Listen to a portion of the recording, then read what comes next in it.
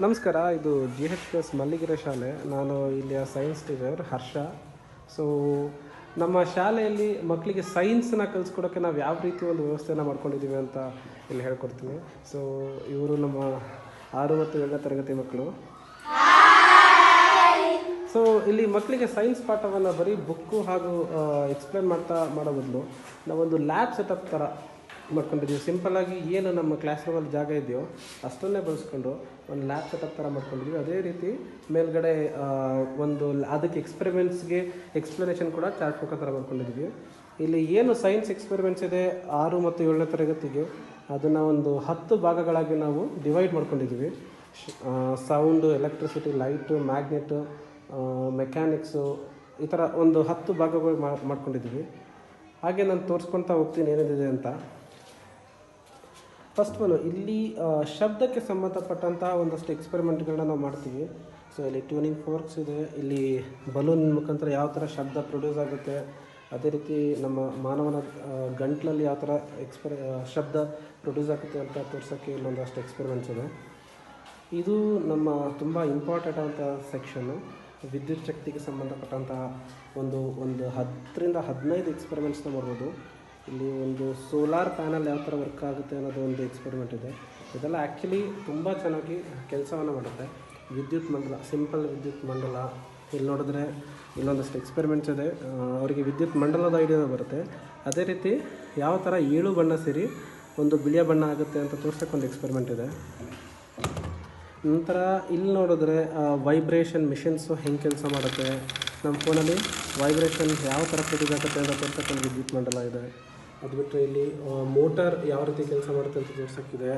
ಇಲ್ಲಿ gold foil experiment ಮಾಡೋಕ್ಕೆ experiments ಇದೆ. ಅದೇ ರೀತಿ ಯಾವ ವಸ್ತುಗಳು ವಾಹಕ ಮತ್ತು ಅವಾಹಕ ಅಂತ ಅದನ್ನು ನಾನು ಮತ್ತೆ ಈ ವಿಡಿಯೋ ಕೊನೆಯಲ್ಲಿ ತೋರಿಸ್ಕೊಡ್ತೀನಿ. ಅದನ್ನು ತೋರ್ಸೋಕ್ಕೆ ಒಂದಷ್ಟು ಎಕ್ಸ್ಪೆರಿಮೆಂಟ್ಸ್ ಇದೆ. ಇಲ್ಲಿ ನೋಡಿದ್ರೆ ಬೆಳಕಿಗೆ ಸಂಬಂಧಪಟ್ಟಂತಹ ಎಕ್ಸ್ಪೆರಿಮೆಂಟ್ ಮಾಡೋಕ್ಕೆ ಅಂತೇಳಿ ಒಂದು ಸೆಟಪ್ ಮಾಡ್ಕೊಂಡಿದ್ದೀವಿ. ಮಸೂರದಿಂದ ಯಾವಾಗಲೂ ಇಲ್ಲಿ ತರಗತಿಯ ಹೊರಗಡೆ ಇರುವಂತಹ ಒಂದು ಇಮೇಜ್ ಫಾರ್ಮ್ ಆಗೋ ಥರ ಮಾಡಿಟ್ಟಿರ್ತೀವಿ. ಅದೇ ರೀತಿ ಇಲ್ಲಿ ದರ್ಪಣಗಳಿವೆ, ಬೇರೆ ಬೇರೆ ಮಸೂರಗಳು, ದರ್ಪಣಗಳು, ಗ್ಲಾಸ್ ಸ್ಲ್ಯಾಬು ಮತ್ತು ಪ್ರಿಸಮ್, ಇದೆಲ್ಲ ಪಿನ್ ಹೋಲ್ ಕ್ಯಾಮ್ರಾಗೆ ಸಂಬಂಧಪಟ್ಟಂತಹ ಒಂದು ಎಕ್ಸ್ಪೆರಿಮೆಂಟು. ಇಲ್ಲಿ ಬಂದು ನೋಡಿದ್ರೆ ಕಾಂತಗಳು, ಮ್ಯಾಗ್ನೆಟ್ಸಿಗೆ ಸಂಬಂಧಪಟ್ಟಂತಹ ಹಲವಾರು ಎಕ್ಸ್ಪೆರಿಮೆಂಟ್ಗಳಿದೆ. ಇದು ಕಂಪಾಸ್ ಇದೆ, ಈಗ ಬಿಚ್ಚಿ ಎಲ್ಲ ಕ್ಲೋಸ್ ಮಾಡಿಟ್ಟಿದ್ದೀವಿ. ಡಿಫ್ರೆಂಟ್ ಟೈಪ್ ಆಫ್ ಮ್ಯಾಗ್ನೆಟ್ಸ್, ಯಾವ ಥರ ಮೋಟರ್ ಕೆಲಸ ಮಾಡುತ್ತೆ ಅನ್ನೋದನ್ನು ತೋರಿಸಿದ್ದೀವಿ. ಇಲ್ಲಿ ವಿದ್ಯುತ್ ಕಾಂತದ ಪರಿಕಲ್ಪನೆ ಕೊಡೋಕ್ಕೆ ಒಂದು ವಿದ್ಯುತ್ ಕಾಂತವನ್ನು ರೆಡಿ ಮಾಡಿದ್ದೀವಿ. ಅದೇ ರೀತಿ ಒಂದು DC ಮೋಟರೊಳಗೆ ಯಾವ ಥರ ವಿದ್ಯುತ್ ಕಾಂತದ ಒಂದು ಪರಿಣಾಮ ಬೀರುತ್ತೆ, DC ಮೋಟರ್ ಯಾವ ಥರ ಕೆಲಸ ಮಾಡುತ್ತೆ, ಒಂದು ನಿಜವಾದ ಫ್ಯಾನ್ ಯಾವ ಥರ ಕೆಲಸ ಮಾಡುತ್ತೆ ಅಂತ ತೋರ್ಸೋಕ್ಕೆ ಒಂದಿಷ್ಟು ಎಕ್ಸ್ಪೆರಿಮೆಂಟ್ಸ್ ಇದೆ. ಇನ್ನು ಇಲ್ಲಿ ನೋಡಿದ್ರೆ ಯಂತ್ರಶಾಸ್ತ್ರ, ಯಂತ್ರಗಳು ಯಾವ ಥರ ಕೆಲಸ ಮಾಡುತ್ತೆ ಅಂತ ತೋರ್ಸೋಕ್ಕೆ ಒಂದು JCB ಮಾಡೆಲನ್ನು ನಮ್ಮ ಮಕ್ಕಳ ಸಹಾಯದಿಂದ ನಾವೇ ತಯಾರಿಸ್ಕೊಂಡಿದ್ದೀವಿ. ಸೊ ಇದೆಲ್ಲ ಕಂಪ್ಲೀಟಾಗಿ ವರ್ಕ್ ಆಗುತ್ತೆ, ಇದು ಸ್ವಲ್ಪ ಮೇಂಟೆನೆನ್ಸಲ್ಲಿದೆ. ಸೊ ಸಿರಿಂಜುಗಳು ಹಾಗೂ ಒತ್ತಡದಿಂದ ಯಾವ ಥರ ಇದು ಕೆಲಸ ಮಾಡುತ್ತೆ ಅನ್ನೋದನ್ನು ಇಲ್ಲಿ ತೋರಿಸ್ಬೋದು. ಇದು ನಮ್ಮ ಪುಟ್ಟ ಕಾರ್ಯಾಗಾರ, ವರ್ಕ್ಶಾಪ್. ಇಲ್ಲಿ ನಮ್ಮದೇ ಆದಂತಹ ಒಂದಷ್ಟು ಎಕ್ವಿಪ್ಮೆಂಟ್ಸ್ ಇದೆ. ಸಾಲ್ಡ್ರಿಂಗನ್ನು, ಕಟ್ಟರು, ನಮ್ಮದೇನು ಸ್ಕ್ರೂ ಡ್ರೈವರ್ಸ್ ಎಲ್ಲ ಇದೆ, ಎಲ್ಲ ಕೂಡ ಅಲ್ಲಿರುತ್ತೆ. ಮಲ್ಟಿಮೀಟ್ರ್ ಇದೆ, ಗ್ಲೂ ಗನ್ ಇದೆ. ಈ ಥರ ನಮಗೇನೇನು ಮಾಡಬೇಕು ಅದನ್ನು ಮಾಡ್ಕೊಳಕ್ಕೆ ಅಂತ ಕಾರ್ಯಾಗಾರ. ಅದು ಬಿಟ್ಟರೆ ಇದು ನಮ್ಮ ಬಯಾಲಜಿ ಸೆಕ್ಷನ್ನು. ಸೊ ಹೃದಯ, ಕಣ್ಣಿನ ಮಾಡೆಲ್ ಇದೆ, ಹೃದಯದೊಂದು ಮಾಡೆಲ್ ಇದೆ. ಇಲ್ಲಿ ನಮ್ಮ ಮೈಕ್ರೋಸ್ಕೋಪ್ ಇದೆ. ಇಲ್ಲಿ ನಮ್ಮ ಡೈಜೆಸ್ಟಿವ್ ಸಿಸ್ಟಮ್ಗೆ ಸಂಬಂಧಪಟ್ಟಂತಹ ಒಂದಷ್ಟು ಆಕೃತಿ ಇದೆ. ಅದೇ ರೀತಿ ಇದನ್ನು ಎಕ್ಸ್ಪ್ಲೇನ್ ಮಾಡೋಕ್ಕೆ ಚಾರ್ಟ್ಸ್ಗಳು ಕೂಡ ಇಲ್ಲಿದೆ. ಅದು ಬಿಟ್ಟರೆ ಇಲ್ಲಿ ಬಂದರೆ ನಮ್ಮ ಖಗೋಳಶಾಸ್ತ್ರ, ಆಸ್ಟ್ರಾನಮಿ ಬಗ್ಗೆ ಎಕ್ಸ್ಪ್ಲೇನ್ ಮಾಡೋಕ್ಕೆ ಒಂದು ಸೆಟಪ್ ಮಾಡ್ಕೊಂಡಿದ್ದೀವಿ. ಇದು ನಮ್ಮ ಇನ್ನೊಂದು ಸೆಕ್ಷನ್, ರಾಸಾಯನಿಕ ಶಾಸ್ತ್ರ, ಕೆಮಿಸ್ಟ್ರಿಗೆ ಸಂಬಂಧಪಟ್ಟಂತೆ ಎಕ್ಸ್ಪೆರಿಮೆಂಟ್ಸ್ನ ಮಾಡೋಕ್ಕೆ ತುಂಬ ಒಳ್ಳೆಯ ಸೆಟಪ್ಪನ್ನು ನಾವು ಮಾಡ್ಕೊಂಡಿದ್ದೀವಿ. ಅದೇ ರೀತಿ ಮಕ್ಕಳಿಗೆ ಬೇಜಾರಾಗಬಾರ್ದು ಅಂತ ನಾವೇನು ಮಾಡಿದ್ದೀವಿ, ಇಡೀ ಕ್ಲಾಸ್ ರೂಮ್ನ ಒಂದು ಸೈನ್ಸ್ ಲ್ಯಾಬ್ ಥರ ಸೆಟಪ್ ಮಾಡಿಬಿಟ್ಟಿದ್ದೀವಿ. ಅವರಿಗೆ ಲೋಲಕದ ಪರಿಕಲ್ಪನೆ ಬೀರೋಕ್ಕೆ ತುಂಬ ಮಕ್ಕಳೇ ಆಟ ಆಡಬಹುದಂತಹ ಒಂದು ದೊಡ್ಡ ಲೋಲಕವನ್ನು ತಯಾರು ಮಾಡಿದ್ದೀವಿ. ಅದೇ ರೀತಿ ಟೋಟಲ್ ಈಗ ಒಂದು ಯಾವುದಾದ್ರೂ ಒಂದು ಎಕ್ಸ್ಪೆರಿಮೆಂಟ್ನ ಮಕ್ಕಳ ಕೈಲಿ ಮಾಡಿಸಿ ನೋಡೋಣ.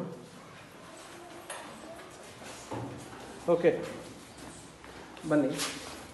ಸೊ ನಿನ್ನ ಹೆಸರು? ನನ್ನ ಹೆಸರು ಶ್ರೇಯಸ್. ಓಕೆ, ಅದೊಂದು ಎಕ್ಸ್ಪೆರಿಮೆಂಟ್ ಮಾಡಿ ತೋರಿಸ್ತೀಯಾ? Yes sir.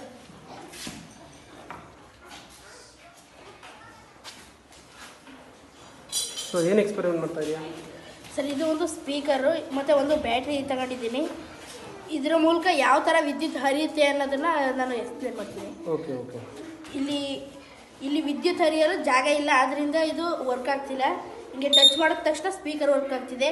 ಈಗ ಯಾವುದು ವಾಹಕ ಮತ್ತು ಅವಾಹಕ ಅಂತ ಹೇಳ್ಕೊಂಡು ಹೋಗ್ತೀನಿ. ಇದು ಪ್ಲಾಸ್ಟಿಕ್ ಮೂಲಕ ವಿದ್ಯುತ್ ಹರಿತಿಲ್ಲ, ಇದು ಅವಾಹಕ ವಸ್ತು. ಅದೇ ಈ ಕಬ್ಬಿಣದ ಮೇಲೆ ಹಿಡಿದ್ರೆ ವರ್ಕ್ ಆಗ್ತಿದೆ, ಇದು ವಾಹಕ ವಸ್ತು. ಇದೇ ಮರದಲ್ಲಿ ಮಾಡಿದ್ರೆ ಇದು ಅವಾಹಕ. ಈಗ ಇದ್ರಲ್ಲಿ ಮಾಡಿ ನೋಡೋಣ. ಓ ನೋಡಿ, ಇದರಿಂದ ಸೌಂಡ್ ಬರ್ತಿದೆ, ಅದರಿಂದ ಇದು ವಾಹಕ ವಸ್ತು. ಓಕೆ. ಈಗ ವಾಹಕ ವಸ್ತುಗಳ ಮುಖಾಂತರ ಕರೆಂಟ್ ಹರಿಯುತ್ತೆ, ಅವಾಹಕ ವಸ್ತುಗಳ ಮುಖಾಂತರ ವಿದ್ಯುತ್ ಹರಿಯಲ್ಲ ಅಂತ ತೋರ್ಸೋಕ್ಕೆ ಒಂದಷ್ಟು ಎಕ್ಸ್ಪೆರಿಮೆಂಟ್ ಈಗ ನಮ್ಮ ವಿದ್ಯಾರ್ಥಿ ಮಾಡಿ ತೋರಿಸಿದ್ರು. ಅದೇ ರೀತಿ ಪ್ರತಿಯೊಂದು ಕಾನ್ಸೆಪ್ಟನ್ನು ಕೂಡ ನಾವು ಇಲ್ಲಿ ಎಕ್ಸ್ಪೆರಿಮೆಂಟ್ ಮುಖಾಂತರ ತೋರ್ಸೋಕ್ಕೆ ಕ್ಲಾಸ್ ರೂಮನ್ನು ನಾವು ಒಂದು ಚಿಕ್ಕ ಪ್ರಯೋಗಾಲಯ ಥರ ಸೆಟಪ್ ಮಾಡ್ಕೊಂಡಿದ್ದೀವಿ.